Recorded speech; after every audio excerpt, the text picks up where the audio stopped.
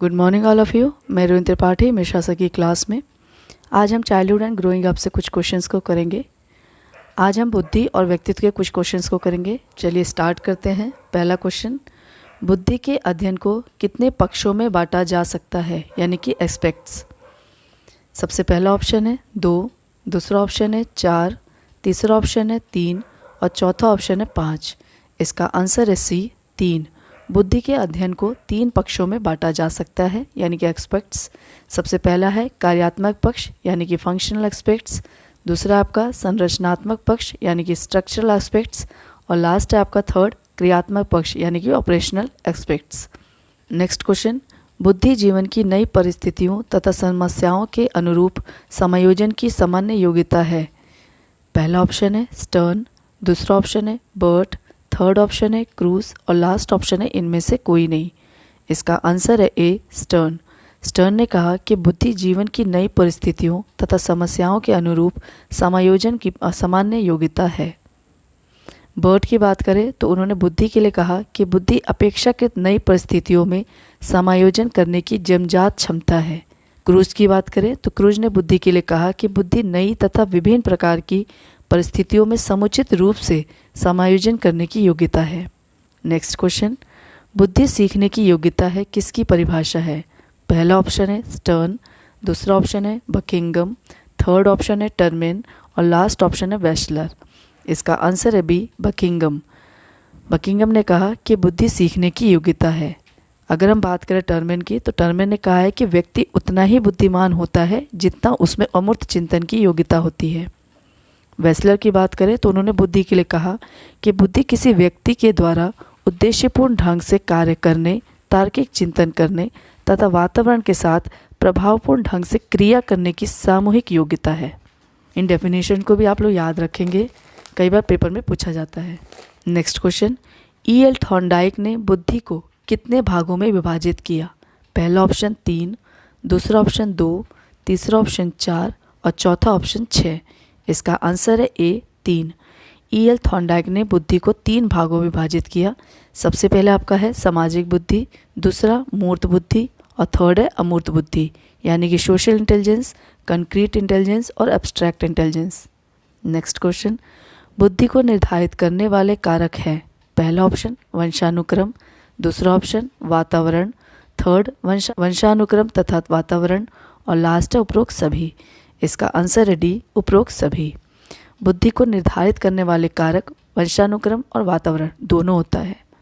Next question, द्विकारक सिद्धांत के प्रतिपादक हैं। पहला ऑप्शन थॉर्नडाइक, दूसरा option Spearman, third option Thurston और लास्ट ऑप्शन है वर्नन। इसका आंसर है बी, स्पीयरमैन। द्विकारक सिद्धांत स्पीयरमैन ने दिया था, जिसमें 2 फैक्टर थ्योरी है। पहला आपका जनरल फैक्टर और दूसरा आपका स्पेसिफिक फैक्टर। बात करें थॉर्नडाइक की तो थॉर्नडाइक ने बहुकारक सिद्धांत दिया था, यानी कि मल्टी फैक्टर थ्योरी दी थी, जिसमें इन्होंने सामाजिक, मूर्त और अमूर्त बुद्धि की बात की थी। थर्स्टन की बात करें तो थर्स्टन ने ग्रुप फैक्टर थ्योरी दी थी, यानी कि समूह कारक सिद्धांत दिया था, जिसमें इन्होंने प्राइमरी मेंटल एबिलिटीज़ दी थी जो कि 6 थी। Numerical factor, verbal factor, spatial factor यानी कि स्थानिक कारक, वर्ड फ्लुएंसी और रीजनिंग फैक्टर और लास्ट आपका मेमोरी फैक्टर। वर्णन की बात करें तो वर्णन ने पदानुक्रमित सिद्धांत दिया था। नेक्स्ट क्वेश्चन, कैली ने बुद्धि के निर्माण में निम्न कितने मानसिक योग्यताओं का उल्लेख किया है। पहला ऑप्शन है 7, दूसरा ऑप्शन है 6, तीसरा ऑप्शन है 9 और लास्ट ऑप्शन है 2। इसका आंसर है सी, 9। कैली ने बुद्धि के निर्माण में 9 मानसिक योग्यताओं का उल्लेख किया है। पहला है सोशल एबिलिटी, दूसरा है वर्बल एबिलिटी, थर्ड है आपका न्यूमेरिकल एबिलिटी, फोर्थ है आपका मोटर एबिलिटी, फिफ्थ है आपका फिजिकल एबिलिटी, सिक्स्थ आपका म्यूजिकल, फिर मैकेनिकल, फिर इंटरेस्ट, फिर ability to deal with special relations.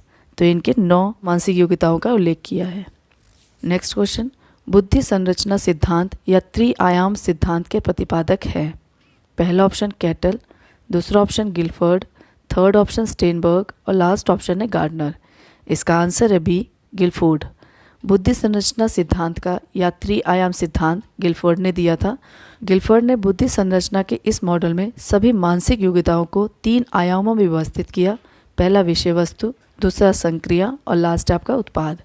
ये एक क्यूब की तरह प्रस्तुत किया गया था। इसमें पहले 120 कारक के साथ एक मॉडल प्रस्तावित किया, जिसे बाद में संशोधित करके 180 कर दिया गया था। 5 × 6 × 6 = 180 विशिष्ट योग्यताएं होती है। विषय आयाम की बात करें यानी कि विषय वस्तु की बात करें तो इसमें विजुअल, ऑडिटरी, सिंबॉलिक, सिमेंट्रिक और बिहेवियरल आता है। संक्रिया यानी कि ऑपरेशनल डायमेंशन की बात करें तो इसमें cognition, memory recording, memory retention, divergent production, convergent production और इवैल्यूएशन आता है। और उत्पाद आयाम यानी कि प्रोडक्ट डायमेंशन की बात करें तो उसमें unit, classes, relation, system, transformation और इम्प्लीकेशन आता है। तो इसे भी आप याद रखेंगे। बात करें कैटल की तो कैटल ने तरल ठोस बुद्धि सिद्धांत दिया था। स्टेनबर्ग की बात करें तो उन्होंने त्रितन सिद्धांत दिया था। और गार्डनर की बात करें तो उन्होंने बहुबुद्धि सिद्धांत यानी कि मल्टीपल इंटेलिजेंस थ्योरी दी थी। थॉर्नडाइक की बात करें तो उन्होंने बहुकारक सिद्धांत दिया है। और गार्डनर की बात करें तो बहुबुद्धि सिद्धांत दिया है। इसे भी ध्यान, इसमें मल्टी इंटेलिजेंस है और इसमें मल्टीपल इंटेलिजेंस थ्योरी है, तो इसको भी ध्यान रखेंगे। नेक्स्ट क्वेश्चन, बीने साइमन बुद्धि परीक्षण का निर्माण कब हुआ? पहला ऑप्शन 1909, दूसरा ऑप्शन 1905, तीसरा ऑप्शन 1910 और लास्ट ऑप्शन है 1912। इसका आंसर है बी 1905। बीने साइमन बुद्धि परीक्षण का निर्माण 1905 में हुआ था। नेक्स्ट क्वेश्चन, बुद्धि लब्धि का फॉर्मूला। पहला ऑप्शन IQ = MA/CA यानी कि mental age upon chronical age into 100। दूसरा option IQ = chronical age upon mental age into 100। Third option IQ = mental age upon chronical age. और लास्ट ऑप्शन है इनमें से कोई नहीं। इसका आंसर है A IQ = mental age upon chronical age into 100। यानी कि आपका मेंटल एज जो है और जो आपका वास्तविक आयु है उन दोनों को 100 से गुणा करेंगे तो आपका आंसर निकल जाएगा, बुद्धि लब्धि आपका निकल जाएगा। IQ की बात करें तो IQ को सबसे पहले स्टर्न और कोलमान ने दिया था। और मेंटल एबिलिटी की बात करें तो उसे सबसे पहले बीने ने दिया था, तो इसे आप ध्यान में रखेंगे। नेक्स्ट क्वेश्चन, बुद्धि परीक्षण के कितने प्रकार हैं? पहला ऑप्शन 2, दूसरा ऑप्शन 3, तीसरा ऑप्शन 5 और लास्ट ऑप्शन है इनमें से कोई नहीं। इसका आंसर है ए 2। बुद्धि परीक्षण को 2 भाग में बांटा गया है। पहला है वैयक्तिक तथा सामूहिक बुद्धि परीक्षण, दूसरा है शाब्दिक तथा अशाब्दिक बुद्धि परीक्षण।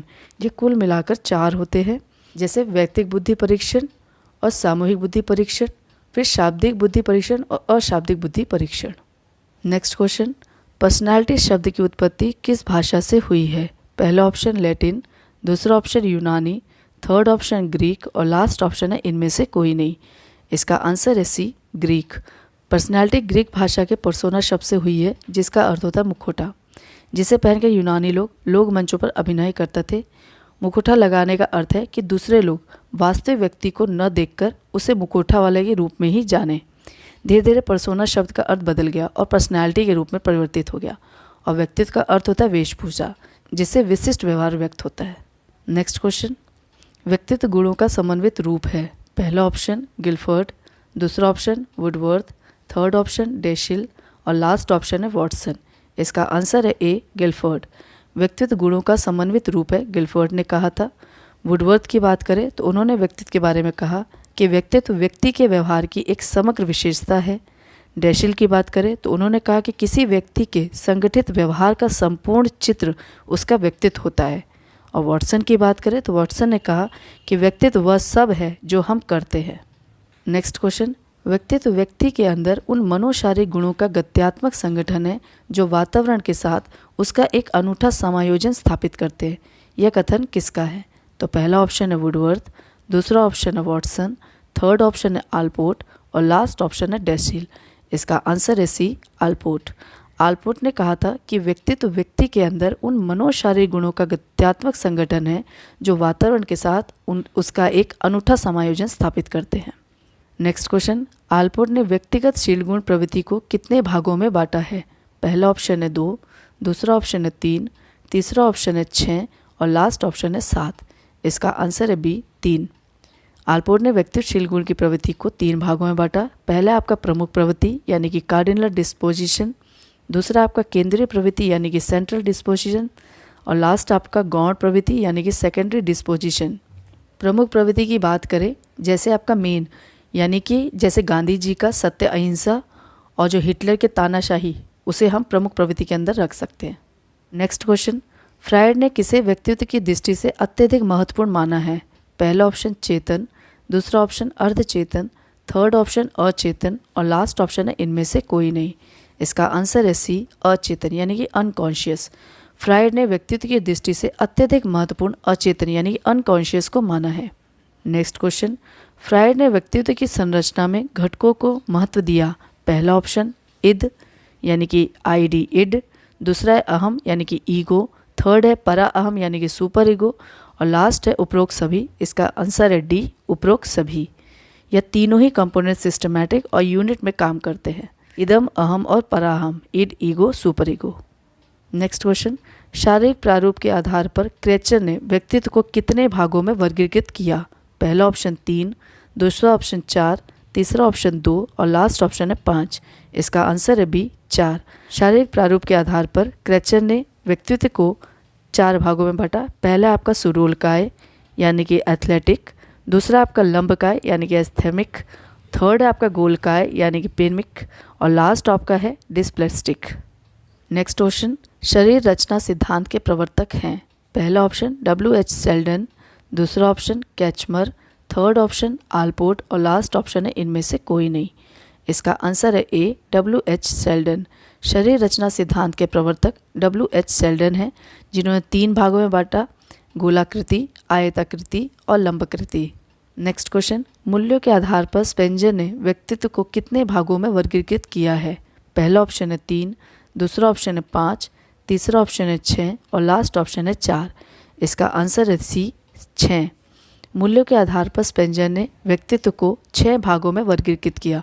पहला आपका सैद्धांतिक यानी कि थ्योरेटिकल, दूसरा आपका आर्थिक यानी कि इकोनॉमिकल, थर्ड आपका धार्मिक यानी कि रिलीजन, फोर्थ है आपका राजनीतिक यानी कि पॉलिटिकल, फिफ्थ है आपका सामाजिक यानी कि सोशल और लास्ट आपका कलात्मक यानी कि एस्थेटिक। ये 6 भागों में स्पेंजर ने डिवाइड किया था। नेक्स्ट क्वेश्चन, TAT यानी कि थर्मेटिक अपरसेप्शन टेस्ट यानी कि प्रासंगिक अंतर्बोध परीक्षण की रचना किसने की। पहला ऑप्शन है मॉर्गन एंड मूरे, दूसरा ऑप्शन है लियोपोल्ड ब्लॉक, थर्ड ऑप्शन है जुंग और लास्ट ऑप्शन है पाइन। इसका आंसर है ए, मॉर्गन एंड मूरे। TAT की रचना मॉर्गन एंड मूरे ने की थी। TAT का फुल फॉर्म है थर्मेटिक अपरसेप्शन टेस्ट, जिसमें इन्होंने 31 कार्ड्स रखे थे, इसे भी आप ध्यान में रखेंगे। दूसरा आपका है जो ऑप्शन लियोपोल्ड ब्लॉक, उन्होंने कैट दिया था यानी कि चिल्ड्रन अपरसेप्शन टेस्ट, इसे दिया था। जुंग की बात करें तो उन्होंने वर्ल्ड एसोसिएशन टेस्ट दिया था यानी कि शब्द साहचर्य परीक्षण दिया था। पाइन की बात करें तो उन्होंने वाक्य पूर्ति परीक्षण दिया था यानी कि सेंटेंस कंप्लीशन टेस्ट दिया था, तो इसे भी आप ध्यान में रखेंगे। नेक्स्ट क्वेश्चन, व्यक्ति भिन्नता पर आधारित शिक्षण प्रविधियाँ हैं। पहला ऑप्शन डाल्टन प्रणाली, दूसरा ऑप्शन ड्रेकौली प्रणाली, थर्ड ऑप्शन अभिक्रमित अनुदेशन और लास्ट ऑप्शन है उपरोक्त सभी। इसका आंसर है डी, उपरोक्त सभी। व्यक्ति भिन्नता पर आधारित शिक्षण प्रविधियों की बात करें तो उसमें डाल्टन प्रणाली, ड्रेकौली प्रणाली, अभिक्रमित अनुदेशन और भी कई प्रणालियाँ या प्रविधि आती हैं। जैसे डाल्टन प्रणाली किसने कही थी, ये भी आप लोगों को याद होना चाहिए कि डाल्टन प्रणाली हेलन पार्कहर्स्ट ने दिया था। प्रोजेक्ट प्रणाली विलियम किलपेट्रिक ने दिया था। ड्रेकौली प्रणाली डॉक्टर ओविड ड्रेकौली ने दिया था। किंडरगार्टन विधि फ्रॉबेल ने दी थी। विनटिका प्रणाली कार्लेटन वॉशबर्न ने दी थी। मॉन्टेसरी प्रणाली डॉक्टर मारिया मॉन्टेसरी ने दी थी। बेसिक शिक्षा प्रणाली महात्मा गांधी जी ने दी थी और ह्यूरिस्टिक पद्धति वो आपका H.E. आर्मस्ट्रॉन्ग ने दिया था। तो ये सब चीज़ें प्रणाली को भी आप याद रखेंगे कि इसके प्रवर्तक कौन कौन हैं। तो ये था आपका पूरा चाइल्डहुड एंड ग्रोइंग अप के कुछ क्वेश्चंस। तब तक के लिए धन्यवाद।